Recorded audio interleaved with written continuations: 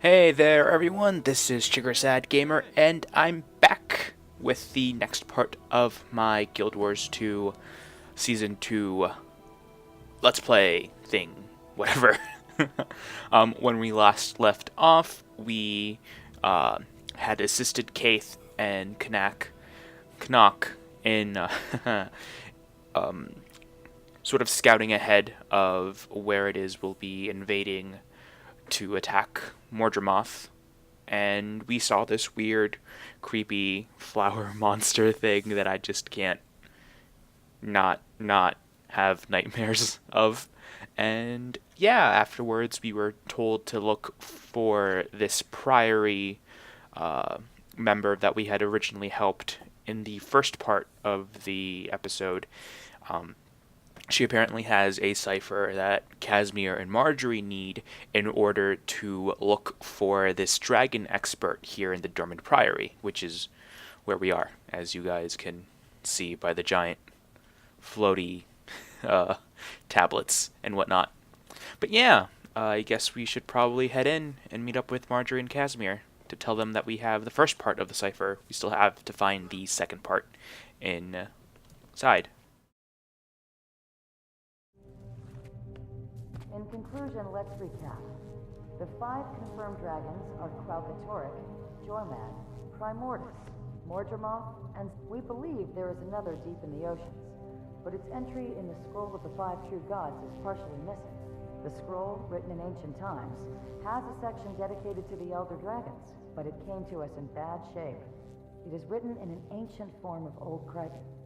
We're still attempting to decipher the damaged portions. Each dragon has 2 spheres of influence.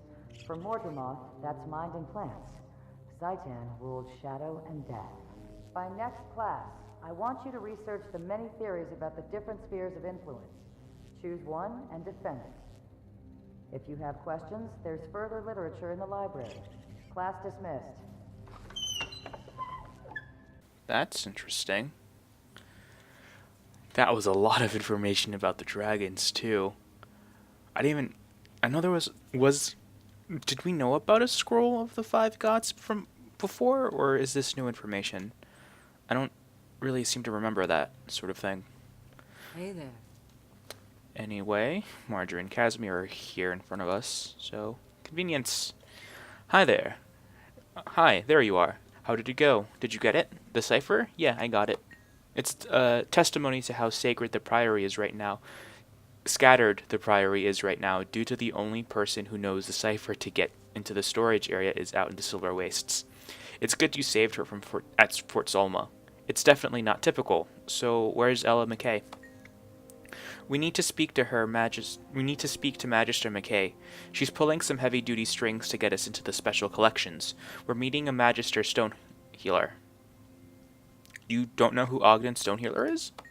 Cass, he's one of the most magical beings I've ever met. He's a dwarf, the last of his race on the surface of Tyria. Grantha alone knows how old he is, hundreds of years at least. Tell Casimir what happened to the others. Centuries ago, many dwarves turned themselves to stone to save Tyria from Primordus' champion. Most went underground to fight destroyers. Ogden remained so their sacrifice would never be forgotten. That explains his area of expertise, dragons. I wonder why Casimir didn't know about Ogden. I mean, well. Hello again, Magister. Welcome, Scholar. Have you met- It's a pleasure to see you again. I hope your well of knowledge has deepened in the intervening time. The Magister is documenting Mordremoth's awakening and its ensuing actions. My field experience has provided a good foundation for my research and chronicle. Magister Stonehealer is going to help you gather information on the Elder Dragons. He rarely agrees to such things. I will warn you, he's quite old and has little patience. He's the last of his kind. We'll show him the utmost respect, of course. I'll take you to the Special Collections entrance. Archivist Earnsward will guide you from there. You retrieved the cipher? Yes, we have it. Very well. Follow me. Wait, so is Ogden the last dwarf, or is he just the last dwarf on the surface of Tyria? That's really confusing. Or Ella McKay is just really insensitive about these sorts of things. Still, I can't get over Remember to put those weapons near the door. We may need to grab them on short notice. Hello, Scholar. I'm still waiting for those item manifests. I can't get over how Casimir just didn't know who Ogden was. I guess he just didn't pay attention to history class or whatever. I know I never did. For the millionth time, there are no culinary applications for bloodstone dust. None. No good can come from feeding it to living beings. What do you know? I'll take the dust to the streets and start my own food cart. I'll be rich. Are we interrupting something important, Chef? No, Madam Magister, we're just having a small professional disagreement. Are these the visitors you mentioned? Yes. They have dispensation from Magister Stonehealer to visit the special collections. I've already adjusted the wards to allow them entrance, and the Archivist has been warned that they're coming. I'll show you how it's done. Be careful down there. Follow me, please. Well, I guess that rules out 500 crafting for Chef. That was such a weird conversation. Also, it's kind of interesting how the entrance to the archives is here. Oh well, let's go! It's dark. Ooh. Oh. This is the thing. Oh shit, that looks so cool.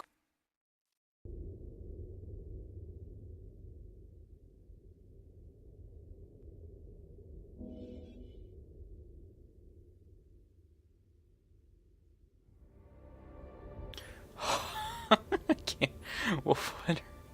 What is this? Oh my god.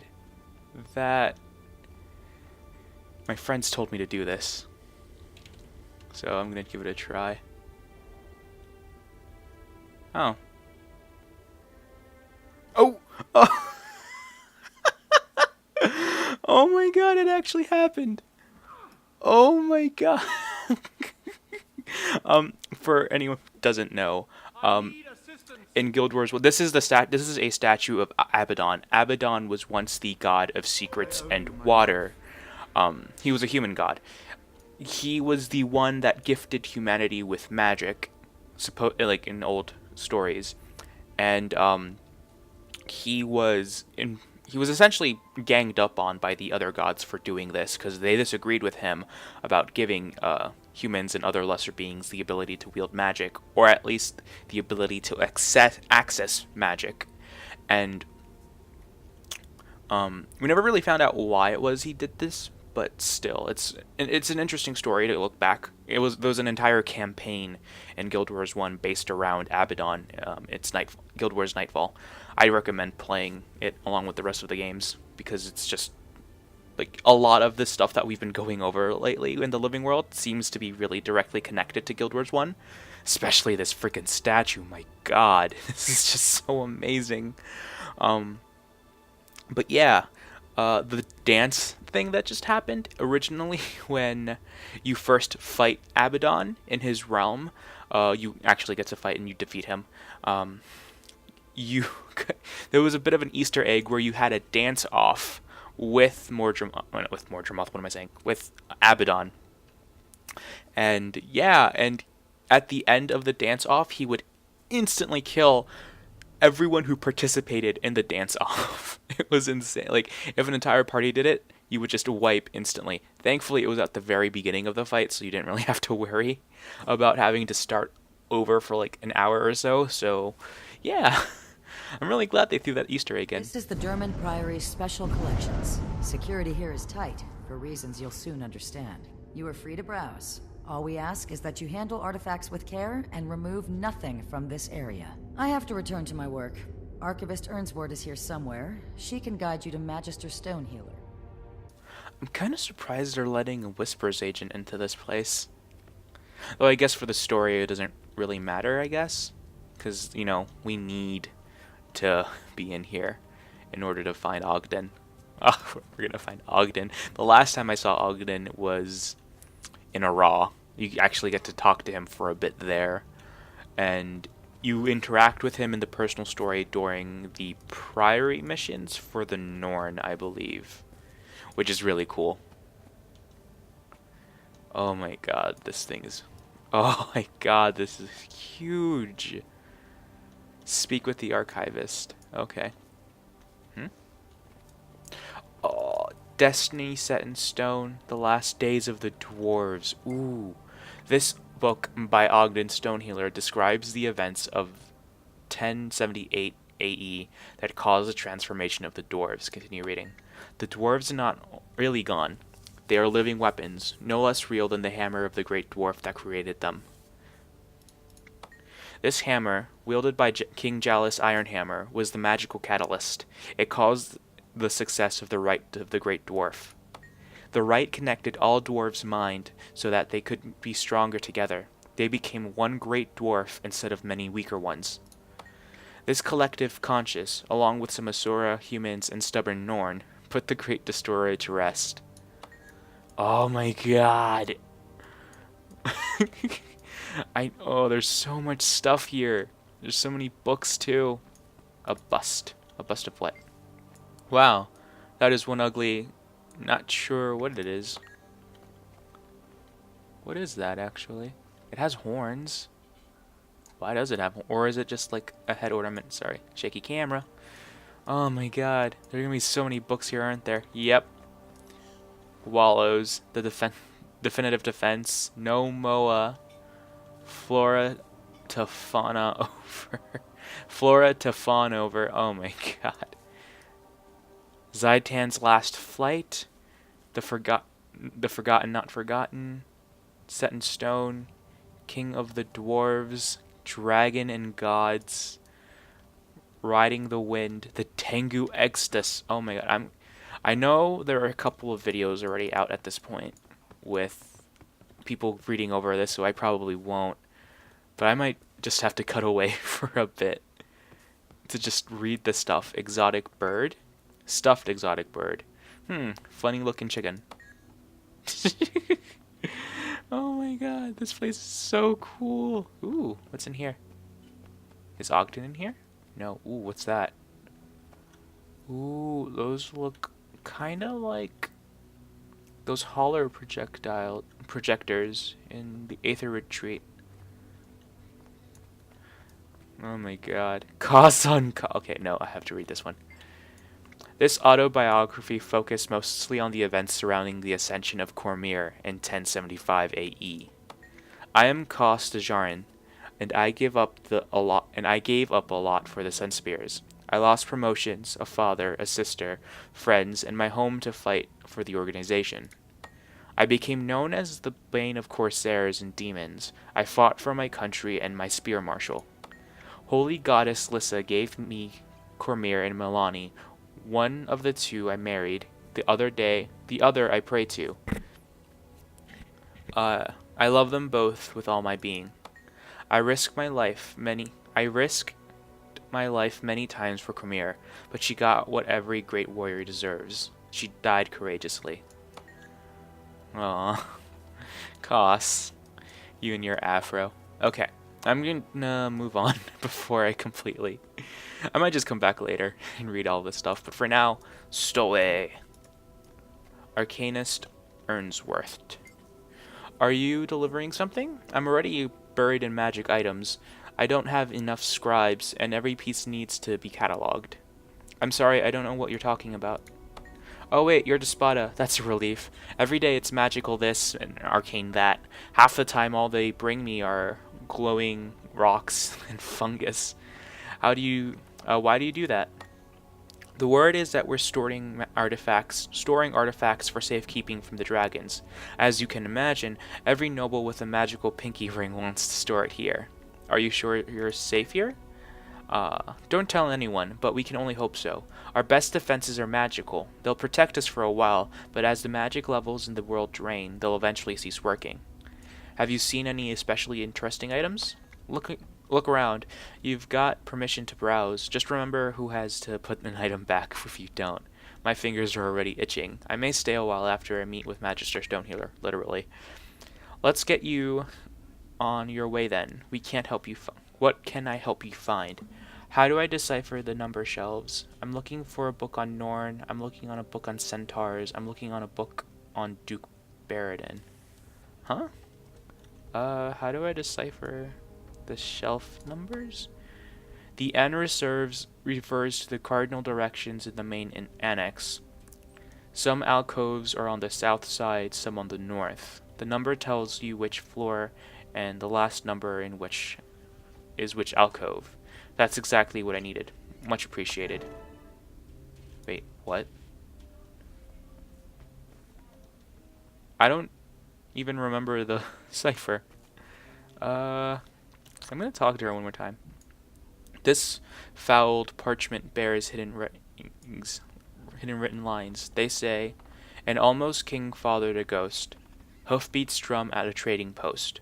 Once a year upon an open stage, an eager kid comes of age.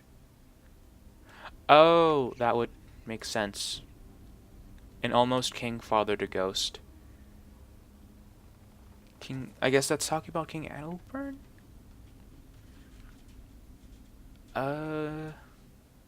Hoofbeats drum on a trading post. That's probably talking about centaurs. I don't understand why that one's about This is the first time Adal. I've been allowed in here. Is that from the Jade Sea? Oh, they're around here. I didn't notice that they were walking around. Once a year upon an open stage, an eager kid comes of age. That sounds like something a Norn would do. Or a Char. Oh no. I guess we'll just have to look for the books. Excuse me, trying my best to completely ignore any interactable object that's not lit up by a green star.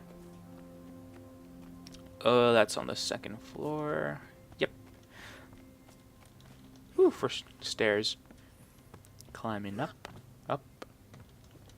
Parkour in the library. I probably shouldn't be doing that. Ready to fight!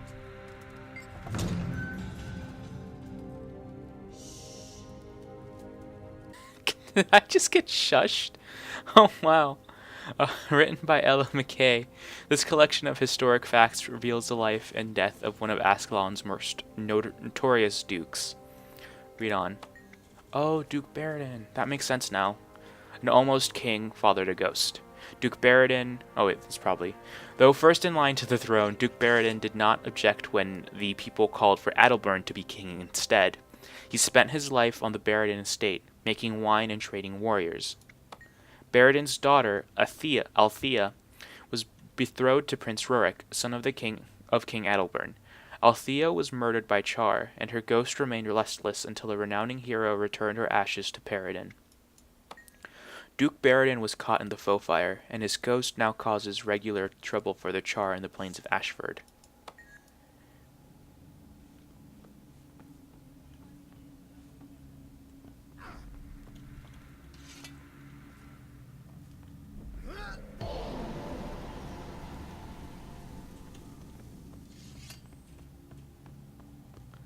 I want to see if I can't get shushed again. Oh, I guess I won't. Oh well.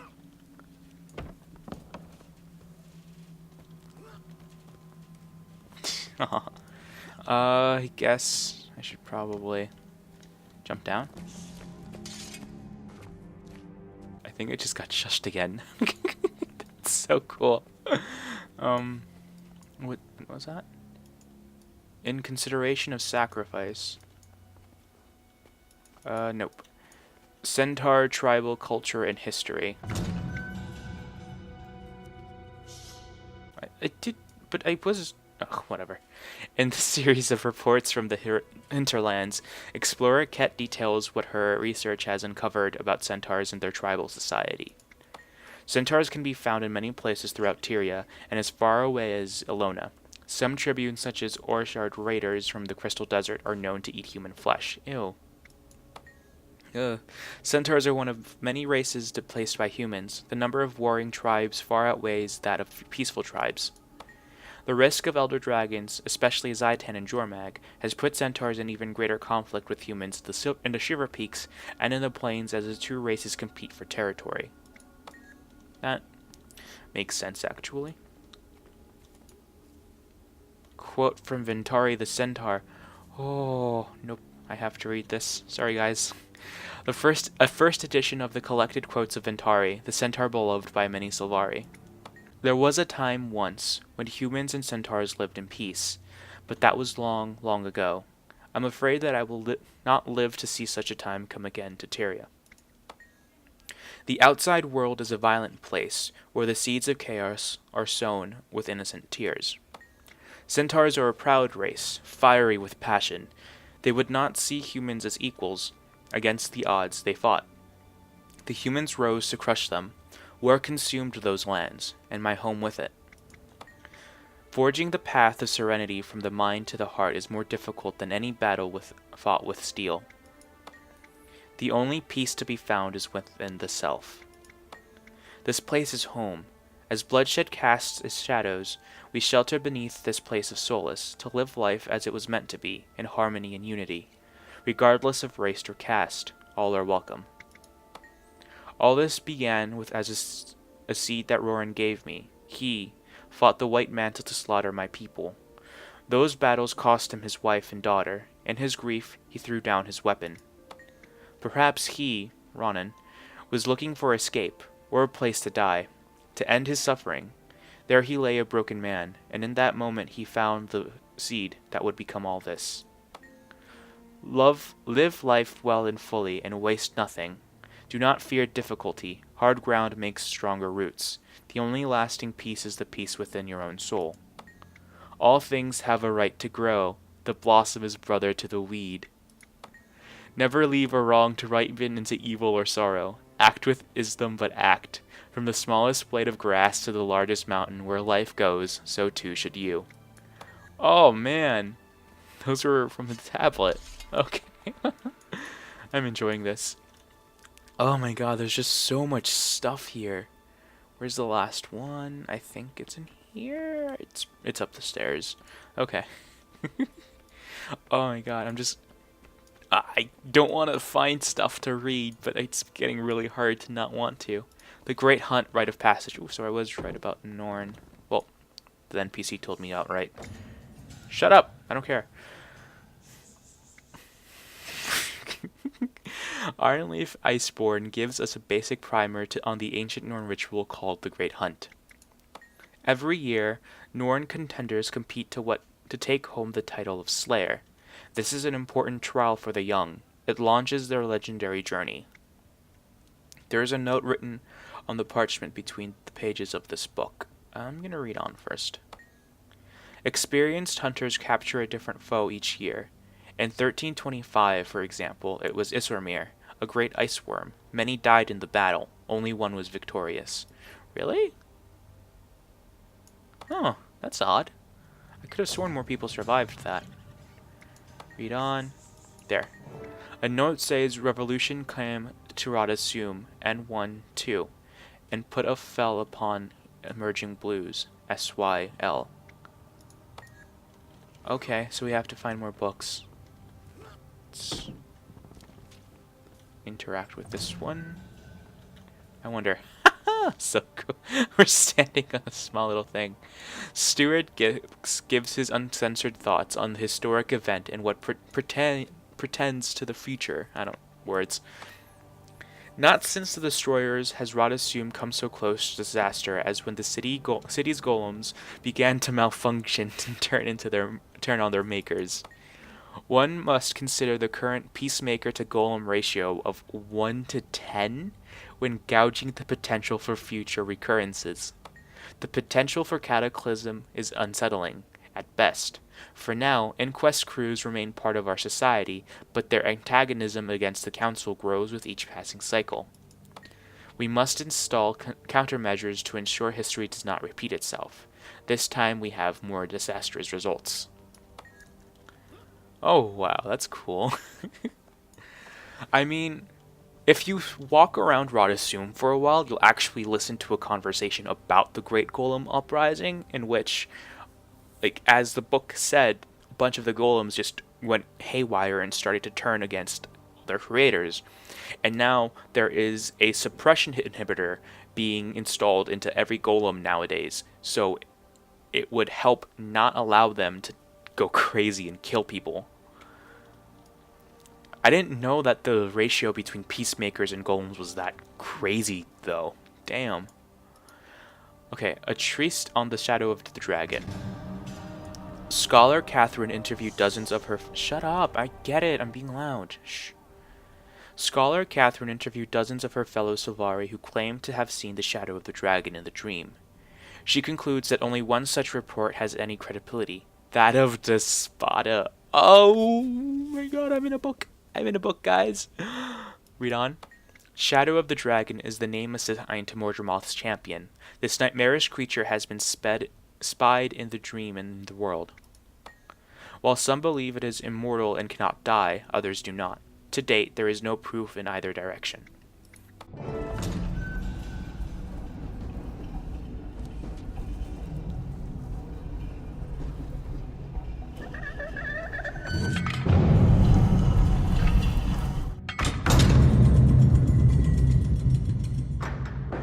What just happened? I get it. Shh, no, I don't care. Oh my god. Holy hell. Yep. Yep. This is a secret staircase. Oh wow. Ooh, I like the little keys on the stairs. Oh my god. This is so cool.